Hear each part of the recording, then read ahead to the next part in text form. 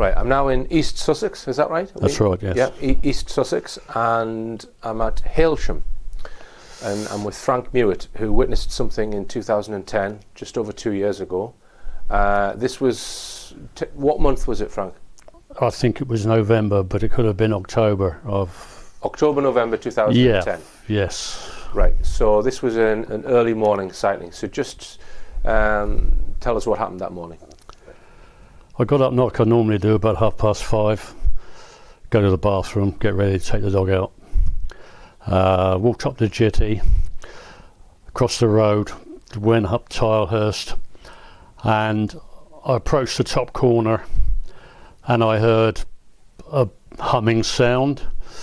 It didn't come from any distance, it seemed to come suddenly. It attracted my attention. I turned around and saw this thing in the sky. I walked a few more yards and stopped because it moved over across the road to the bungalows. And I just stood there and looked at it. My dog was nosing around in the grass and taking any notice, and I just looked at it. I was absolutely dumbfounded. I couldn't believe what I was seeing. Big object, flat, I think it was round, a lot of lights. Like a kaleidoscope, like swirling around this thing. And I just dumbstruck. They seemed to be about 200 feet, maybe 300 feet off the ground, and it moved over the top of these bungalows. And I stood there watching it, and then I found myself at the other end, by perhaps 70 or 80 yards further on the road. All right, so if we just stick on the sighting itself for the minute. So you told me on the phone that it covered both of these bungalows. Is that... The bungalows are about, I would think, about 30, 35 feet across. And there's a gap between them, which is about another 30 or 40 feet. And it dwarfed those. Right. It was above the tree height, stepped back a little bit, and just stood there for a moment. And I looked at it and I thought, nah. I thought, I'm imagining this, it's got to be lights or something else. And I found myself further along the road. Right. And when I turned around, it was gone. So, any feel for what direction it came from, or where it came from? It came from my right, that I'm sure of, because as I approached the corner, the sound came from behind my right shoulder, and when I turned around, it was coming across to my left. We're fairly near the coast here, are we? About 7 miles, 6.5, 7 miles. So, did it come from inland or east, west? I would say it was what's that, north up there? So northeast, or northeast, something like that. From the northeast. Yeah, because I think that's north up this way, right. And it came from from northeast. That's only guessing mine. Did you see it move at all, or was it just? It came from my right, and it moved and stopped over the top of the bungalows. And I looked at it. As I noticed, I heard the noise, and when I looked at it, the noise stopped, and it just moved silently across the road, and just settled for a moment, not very long, and I found myself over the other, further along.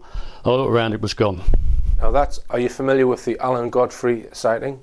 If you're not, I'll just fill you in. 1980, police officer, he saw something with swirling lights, sounds similar to what you've said, probably not as big as what you've said, and the guy finds himself a few hundred yards down the road and doesn't know what's happened. There was no missing time with me. So there was no missing time? No. And you've asked your wife about that as well? When I came home, I said to her, I've just seen a UFO, and I think you asked me, or Dave Hodgwin asked me in an email, was there any missing time? And I asked my wife, and she said to me that no, I'd just been my normal time. Right. Okay. So whether anything had happened in the time I was stood on that corner to the time I moved the other end, I couldn't say, but it would have to be very quick. Right. And was this object shining anything down to the ground, or did it appear to be No, the lights, I noticed that the lights, although they were sort of bright, they didn't emanate down. There was no light shining. This is what I couldn't understand. There was no light coming down like a rainbow. Right. And all the lights, they're sort of all mixing together. Right. And it seemed like they were going round. Right. Okay. And what would you guess the shape was I thought it was round, Right. but I When you say think round, you don't mean spherical, though. no, I mean sort of flat and round, like a sponge. Right. Okay.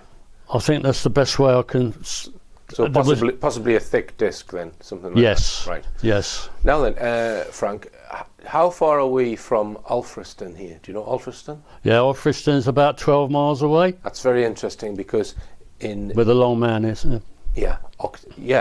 Wilmington. where that long man is, Alfriston. I was in a farm on the 24th, 25th of October 2010 because there was a horse mutilation case.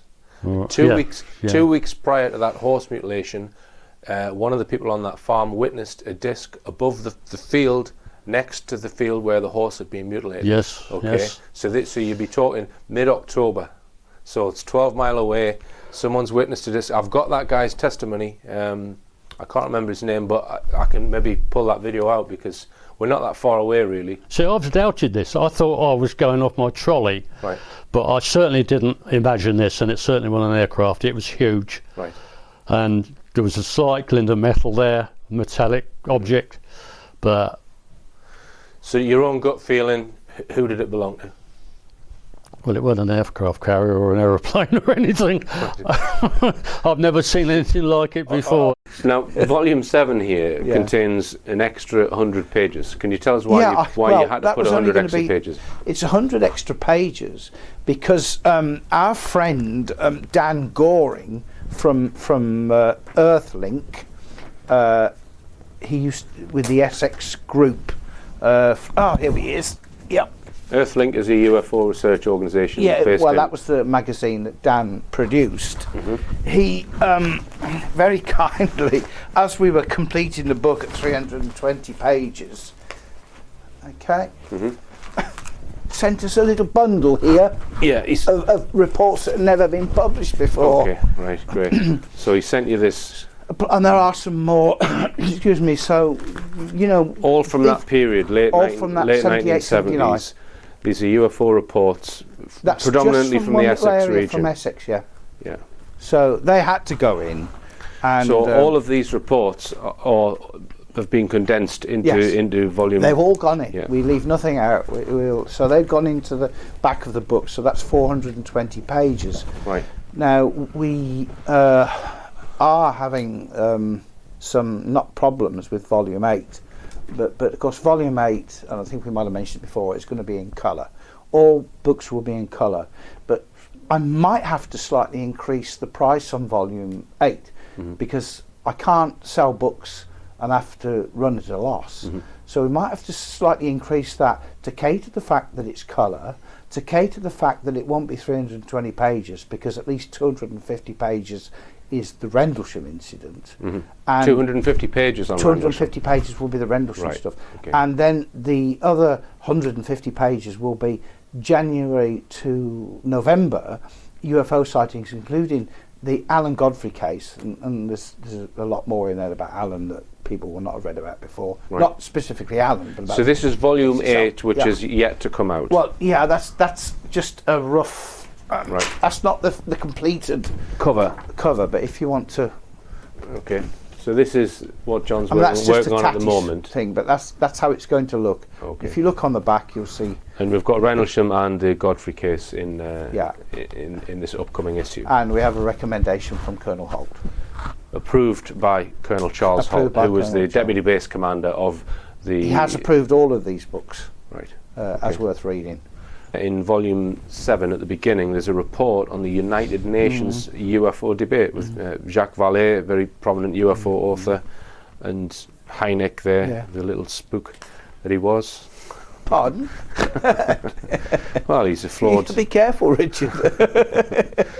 He was the government physicist, wasn't he, who was an arch debunker. Well, he was to start with. Yeah, he was to start with. Yeah. As indeed probably... So can you give us a brief précis of what happened at this UN UFO debate? Gordon Cooper there, the astronaut. Yeah, that's right. The one that's passed... Because he wrote the famous letter to the United Nations. He did, yeah. I mean, but the coin case was very interesting. Lieutenant Coyne, where they 73 was it? Okay. 73, the helicopter. There's if you look at the back of the book, isn't that a helicopter image or something of it or not? No, that's the Livingstone 79. Right. No, that's another case. I always remember when Dr. Hynek said, Alan Hynek said, the biggest problem with this subject, we are too rich in imagery.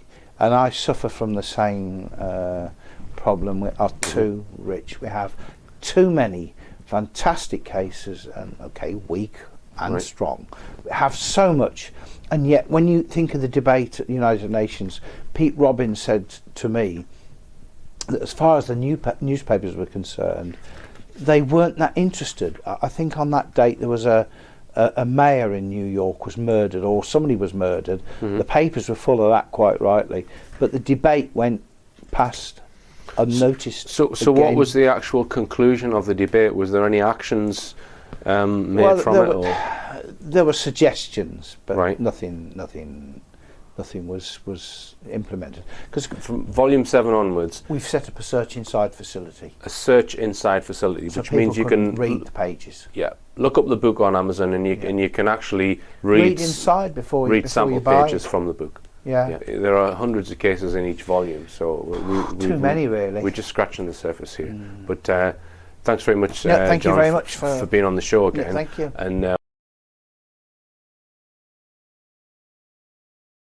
well, I was driving a van at the time, Vauxhall Valero, I think it is, and quite a big window, and in the corner was what I'd call a penny-sized globe. Right. Which initially thought it was the moon. Right. But then I realised the moon was this way. Okay. And every corner I went round just followed me round every corner. You told me earlier that it had quite crisp edges, so just describe that for me. It almost seemed flat. Right. Not actually a circle, but flat. Right. And pulsing, like a very pale orange, pretty colour. And could you estimate the distance and the size of this thing? I would say it was the size of one of those shuttle buses. Right. And it was way off there. Right. I'd say 100 yards from me and then above the trees. So. Okay, so the road you were on, just describe that. Is it a straight road? Is it a windy road? Is it very, very windy, sort of. Right. Yeah. And what? And it completely stayed same place the whole time. Right. So you felt it was following you then? Yes, and I actually said, please don't ruin my electrics. Right. So I was frightened to death. You thought this thing was maybe going to interfere with your electrics, and did you experience anything? No, nothing. Right. All right. So how long did it last for then? How long did Well, I've worked out it's 4 miles, and then pulling in. All right. So it's probably at least 5 or 6 minutes then. Yeah. All right. So what were you feeling when you got to your home? I was scared to death. Really? Yeah. Really? Yeah. I actually thought that something was going to happen. Right. So I was shaking when I got out the truck. Right. And then I looked up, and then I saw it more clearly, and then it just, like a light switch. So it just went out?